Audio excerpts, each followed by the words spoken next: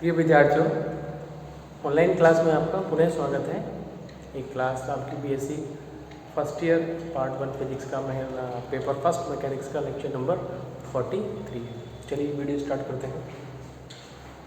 इसमें कुछ चीज़ें आपको बतानी है। क्या है, जैसे कुछ पहले इस पेपर की फर्स्ट यूनिट की हम बात करते हैं। देखिए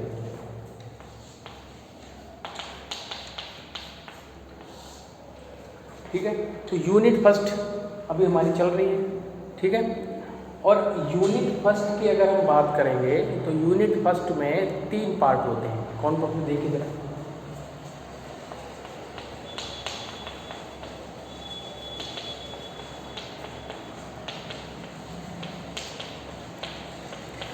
जिसमें हमने आपको निर्देश तंत्र पढ़ाया है।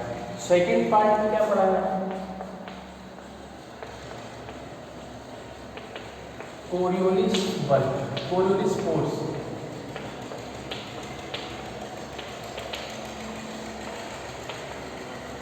ठीक है, और जो थर्ड पार्ट है वो है संरक्षित एवं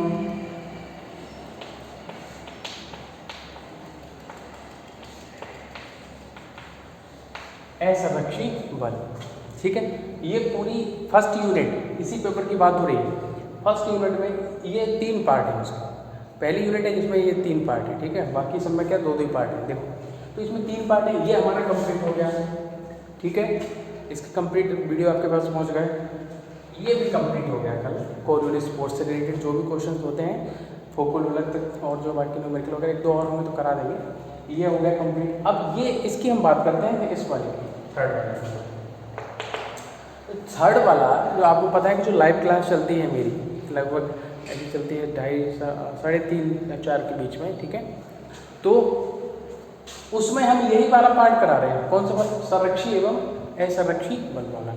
मेरे हिसाब से ये कि जब हम वहाँ करा रहे हैं और सिस्टमेटिकली करा रहे हैं, आपको बाकायदा जो सिस्टम से होता है क्रोनोलॉजिकल ऑर्डर में, कि पहले आपको समझाया सारी चीज़ें और टॉपिक। ऐसा नहीं कि जंप कर रहे हैं कि ये टॉपिक पढ़ा दे उसके बाद नया, ऐसा नहीं है। उसमें सीरियल वाइज जो आपका सिलेबस है अकॉर्डिंग टू सिलेबस, ठीक है, उसके अकॉर्डिंग हम उसमें लाइव क्लास में आपको ये वाला पार्ट पढ़ा रहे हैं। तो मेरे हिसाब से मैं इस पर जब ये वाला पार्ट मैं पढ़ा रहा हूँ तो यहाँ पर इसको मैं कंप्लीट मानता हूँ।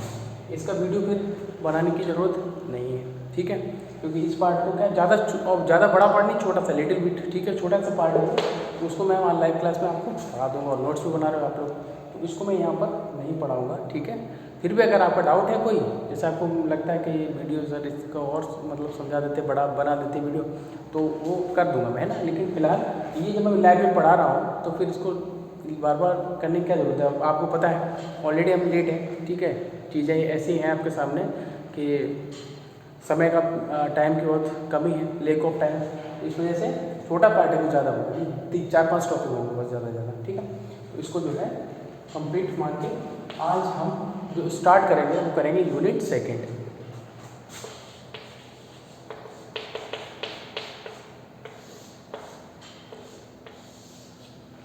यूनिट सेकेंड, और यूनिट सेकेंड में क्या स्टार्ट करेंगे? द्रव्यमान केंद्र, सेंटर ऑफ मास, द्रव्यमान केंद्र। ठीक है, अब इसको हटा देते हैं और स्टार्ट करते हैं अपनी क्लास।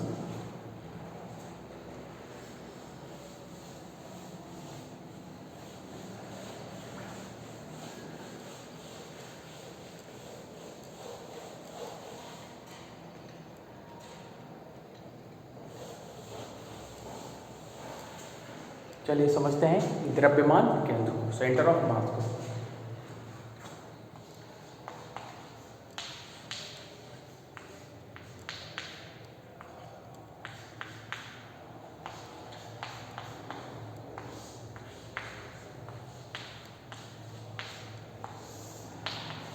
सेंटर ऑफ मास, द्रव्यमान केंद्र।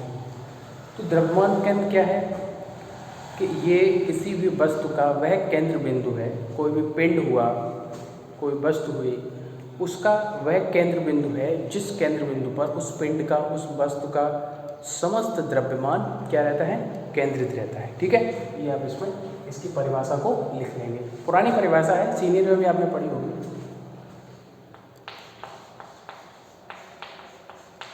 किसी पिंड या वस्तु का वह केंद्र बिंदु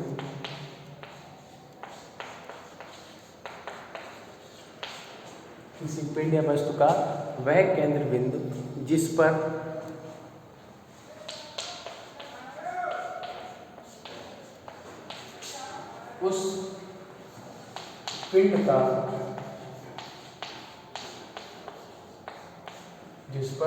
उस पिंड का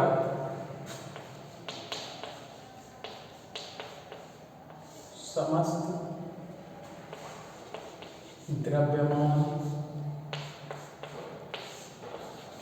समस्त लिख लीजिए, संपूर्ण द्रव्यमान तो ज़्यादा बेटर लगेगा, संपूर्ण लिखिए।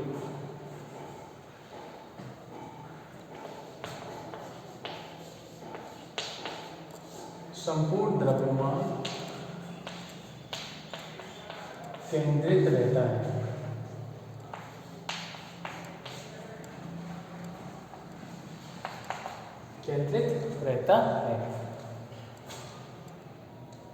द्रव्यमान केंद्रित रहता है।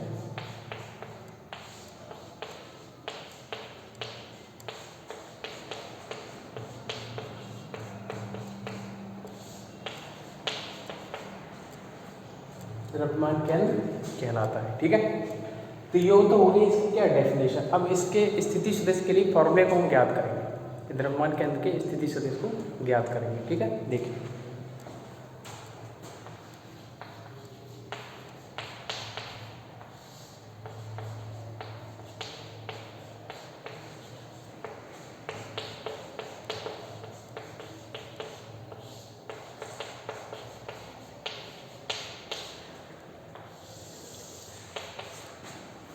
इसके लिए पहले एक डायग्राम बनाते हैं इधर। ठीक है, और इधर कहाँ पर चला जाएगा, यहाँ चलो इधर बनाते हैं। ठीक है,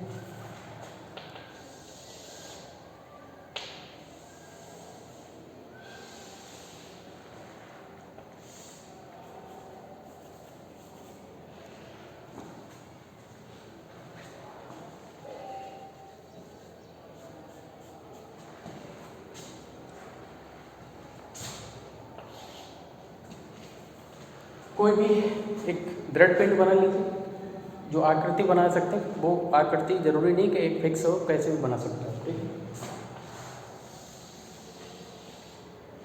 कोई भी आकृति चलेगी आपके पास। ठीक है,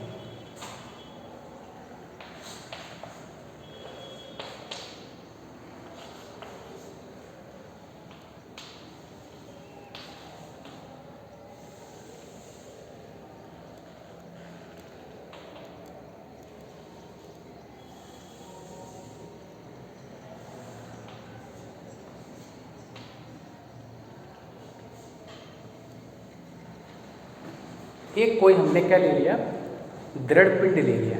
ठीक है, क्या ले लिया, दृढ़ पिंड। अच्छा, एक शब्द मैं यूज कर रहा हूँ दृढ़ पिंड, जैसे थोड़ा समझो क्या होता है दृढ़ पिंड।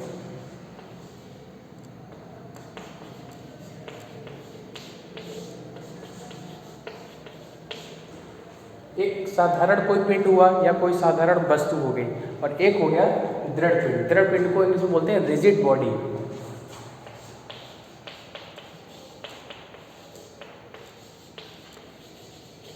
दैट्स ओनली बॉडी, ये केवल बॉडी है और वो होता है रिजिड बॉडी। अंतर क्या होता है, एक बेसिक डिफरेंस, क्योंकि यहाँ पर आगे चल के इन सब चीज़ों को समझने में ये आसानी होगी कि दृढ़ पिंड और पिंड। देखो, दृढ़ पिंड का मतलब है कि जिसके मॉलिक्यूल्स जो होते हैं, आपको पता है ये चर्च चौक है। ठीक है, सारी चीज़ें हैं वो नाभिक परमाणु से मिलकर बनी होती हैं। परमाणु और अणु किससे मिलकर बना होता है, परमाणु, यानी परमाणुओं से मिलकर क्या बना होता है, अणु।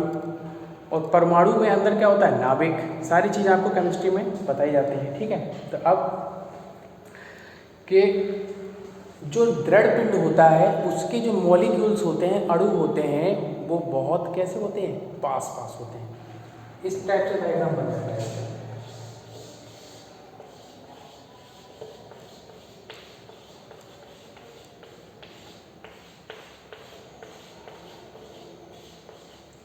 इसका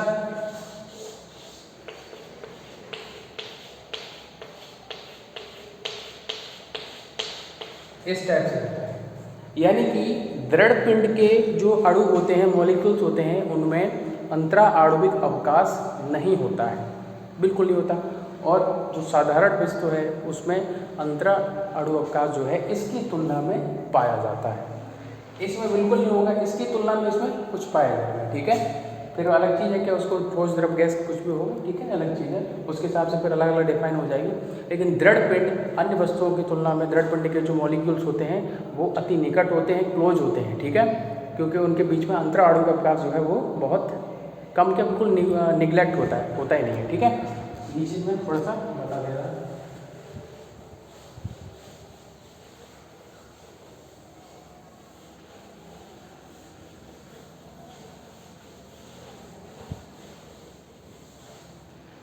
चलिए, तो वही चीज़ यहाँ पर है, एक को हमने दृढ़ पिंड ले लिया, उसका ये जो पॉइंट सी है ये द्रव्यमान केंद्र है, और एक और बिंदु ए ले लिया, इस पर ए, ये जो ए बिंदु लिया है इसका क्या कारण है, देखिए ये जो है वो द्रव्यमान केंद्र है,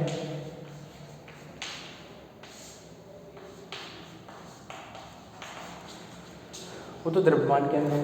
ए बिंदु पर, अच्छा ये बताओ, ये जो कोई भी कण कोई भी पिंड होता है वो बहुत सारे एन कणों से मिलकर बना हुआ हम मानते हैं, कितने कणों से, स्मॉल एन कणों से मिलकर बना हुआ है, हमने ये माना ये कोई बॉडी है वो स्मॉल एन कणों से मिलकर बनी हुई है। बहुत सारे पार्टिकल मॉलिक्यूल्स होते हैं, एक थोड़ी होता है। तो ऐसे ही किसी एक मॉलिक्यूल्स को हमने यहाँ पर ये माना, जैसे पहला मॉलिक्यूल्स है तो पहला, दूसरा है तो दूसरा, तीसरा है तो तीसरा, चौथा है तो उसका क्या नाम होता है, चौथा, पांचवा, छठवां, ऐसे हमने एक मॉलिक्यूल्स हमने माना है, वो मॉलिक्यूल्स है आयवा कण, ऐसे करके आयवा, जैसे एनवा कण, ठीक है, पीवा कण, या जो भी ऐसे बोलते हैं ना आयवा कण में, तो ये ऐसे ही हमने एक आयवा कण मान लिया यहाँ, आई नंबर का कोई भी, ठीक है।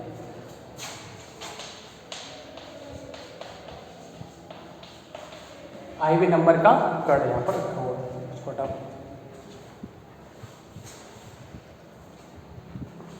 जैसे पांचवा, छठवां, सातवां, आठवां कण है ना, ऐसे करके आईवां कण वहाँ पर रखा हुआ पॉइंट ए पर।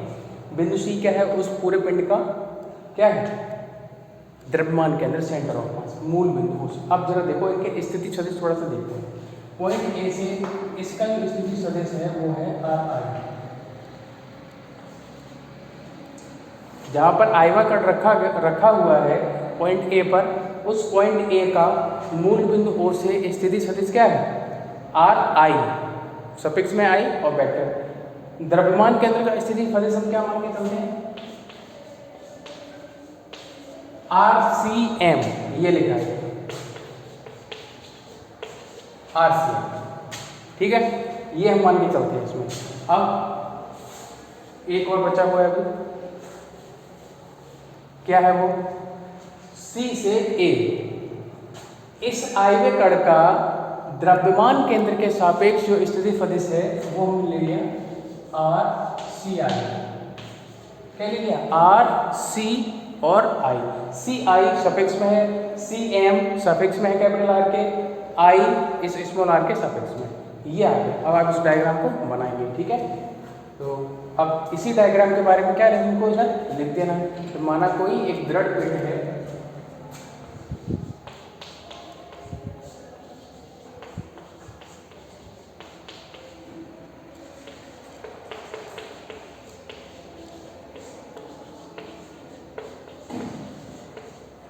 जो कि n कणों से मिलकर बना हुआ है,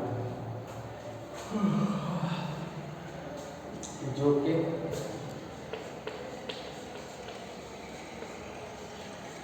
स्मॉल n कणों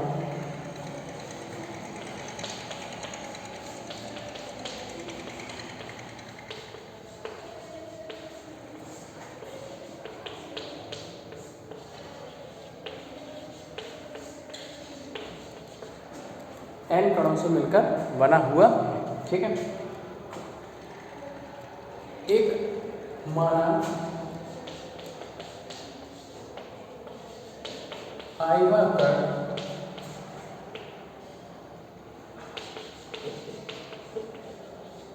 बिंदु ए पर स्थित है तथा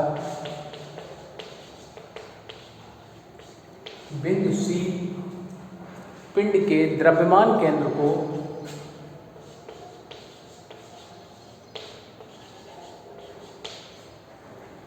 पिंड के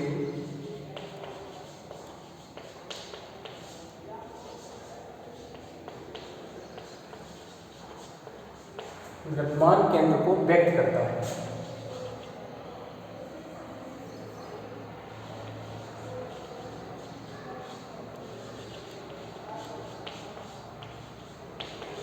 नोट करो इसको।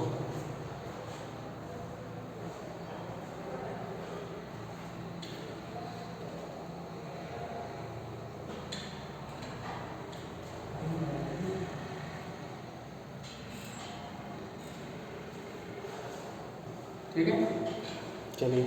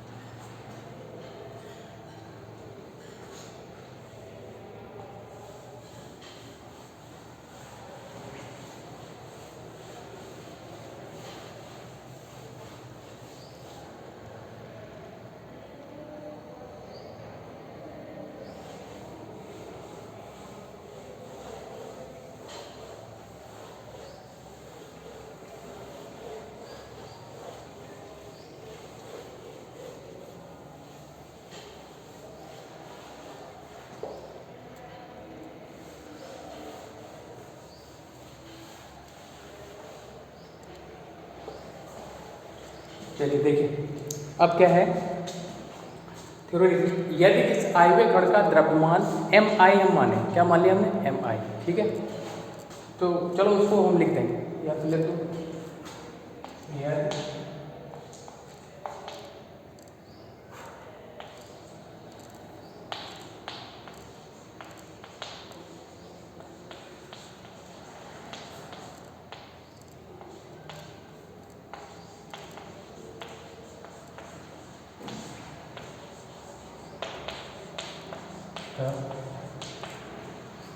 आयव्य कण का मूल बिंदु O से स्थिति सदिश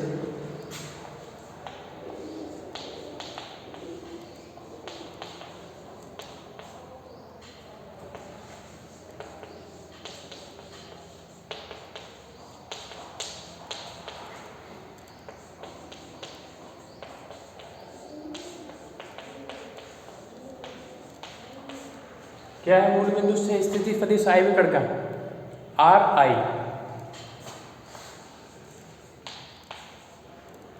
तथा Ri द्रव्यमान केंद्र का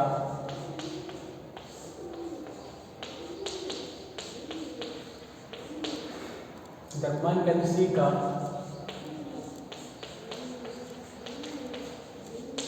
मूल बिंदु से स्थिति सदिश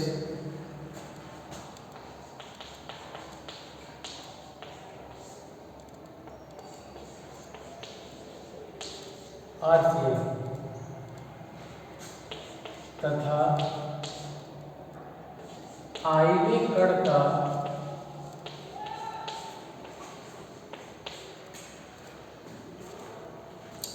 कण का द्रव्यमान केंद्र के सापेक्ष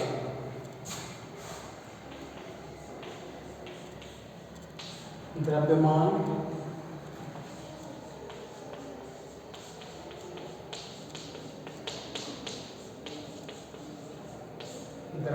केंद्र के सापेक्ष स्थिति सदिश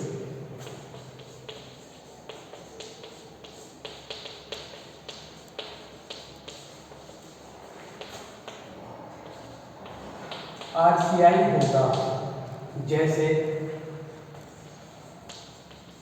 जैसा कि चित्र में प्रदर्शित है।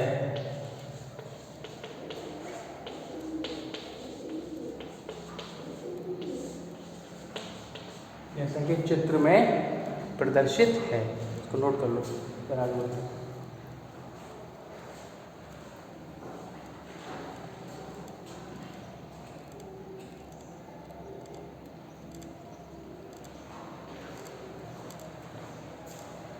चलिए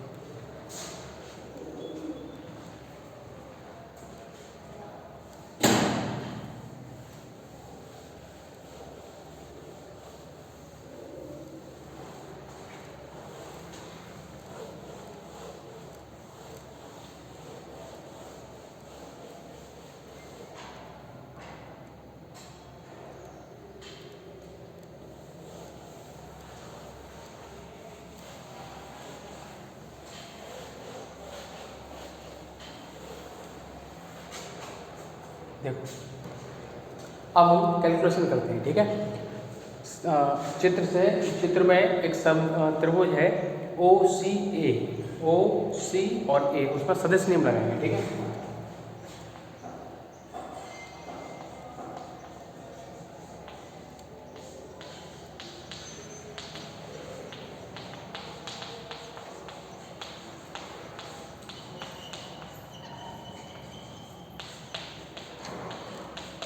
त्रिभुज ओ सी ए में सदिश नियम से, सदिश नियम लगाइए, क्या आएगा? देखो, आ जाएगा आपके पास RCM प्लस RCI बराबर RI, ये आ जाएगा। RCM प्लस RCI बराबर RI। इसको ऐसे लिखो,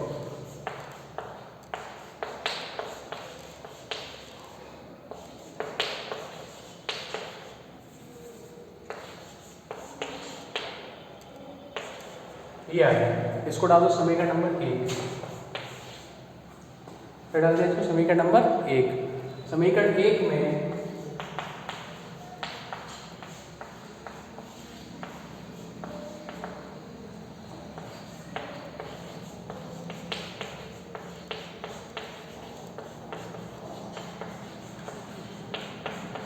आयव्य कण का द्रव्यमान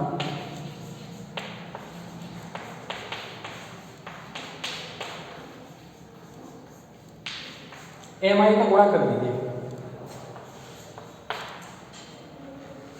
जो आयव्य कण का जो द्रव्यमान है क्या, MI, उसका हम यहाँ इसमें गुणा कर देंगे। करिए गुणा, क्या आ जाएगा?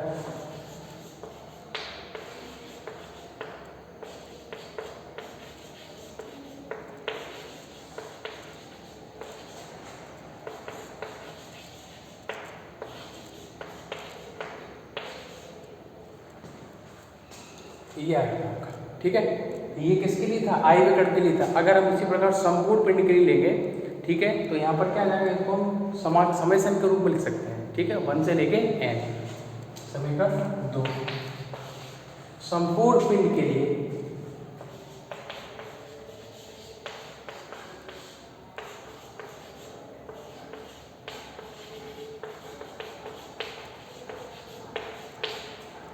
क्या आ जाएगा?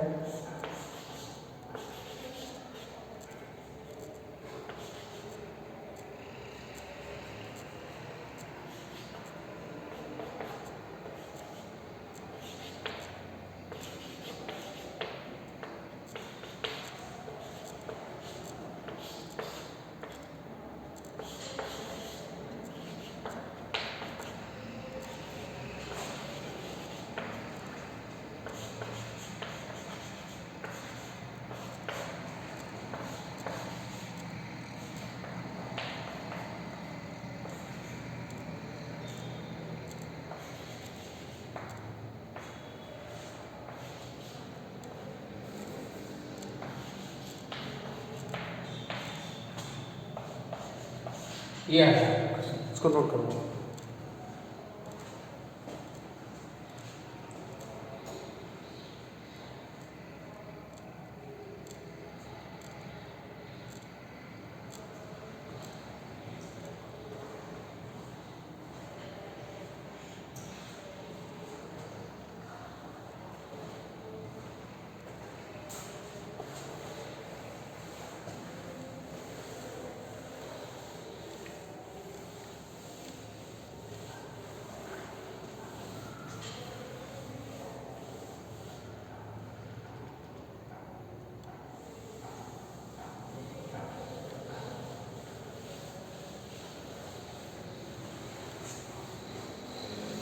अब देखो जरा एक चीज़ समझिए, क्या समीकरण 3 में कितने स्टेप हैं टोटल, फर्स्ट, सेकेंड और थर्ड, ठीक है। तो इसमें एक स्टेप होगा जीरो, कौन सा होगा जीरो, ये कैसे होगा वो समझिए। एम आई आई वे कण का द्रव्यमान, आर सी आई, ये आर सी आई जो है वो डिस्टेंस है, कौन सा डिस्टेंस है, चित्र में अगर ध्यान से देखेंगे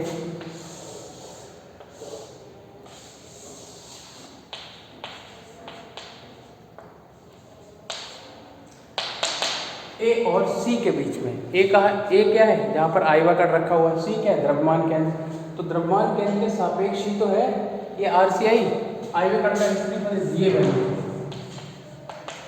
और अभी मैंने आपको दृढ़ पिंड में क्या बताया था कि उस स्थिति में क्या होते हैं कि जो मॉलिक्यूल्स होते हैं वो क्या होते हैं, बहुत पास पास होते हैं, ठीक है। तो इन दोनों के बीच की जो दूरी है, ये जो आर सी आई वो दृढ़ पिंड के लिए क्या होगी, एक तरीके से बहुत ही कम होगी, न्यूनतम होगी, इसलिए उसको क्या मान लिया जाता है, निग्लेक्ट मान लिया जाता है, ठीक है। इन दोनों के बीच की जो स्थिति फलित आर सी आई है इसका मान कैसा होता है, बहुत कम, न्यूनतम होता है, इसलिए इन दोनों इसको आर सी आई क्या मान लिया जाता है, निग्लेक्ट। इस कारण ये जो स्टेप है ये हो जाता है जीरो। लेकिन हम लिखेंगे क्या, कारण मैंने स्पष्ट बता दिया आपको, लेकिन इसको हम दूसरे शब्दों में लिखते हैं, क्या लिखते हैं, द्रव्यमान केंद्र की परिभाषा से ये स्टेप क्या हो जाएगा, जीरो। इसको जो भी मैंने आपको समझाया है उसको क्या बोल देते हैं, द्रव्यमान केंद्र की परिभाषा से, ठीक है। इसको हटा दो, इसके बाद आगे बढ़ते हैं।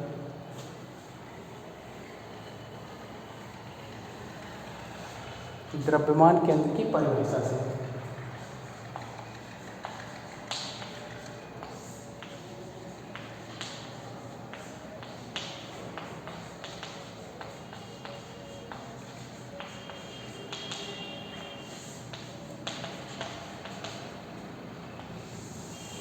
क्या हो जाएगा, हेडिंग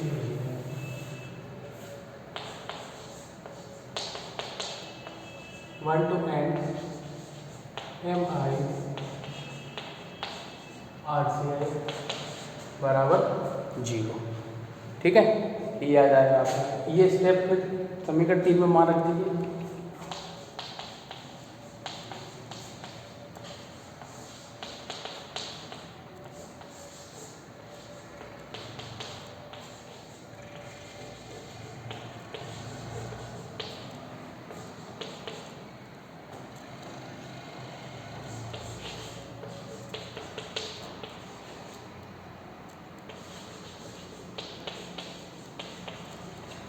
आर सी ये बचेगा, इसको हटा दो समीकरण इस वाले को।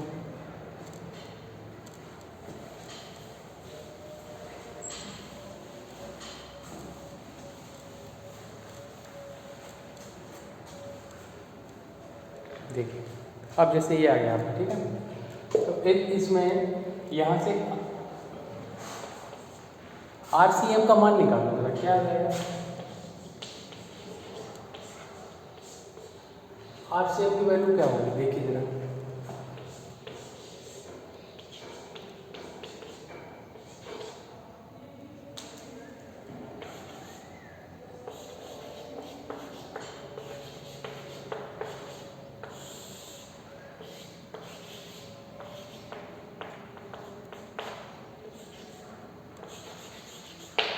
ये वैल्यू होगी, इसको डालो समीकरण नंबर 4, इसको नोट कर लो,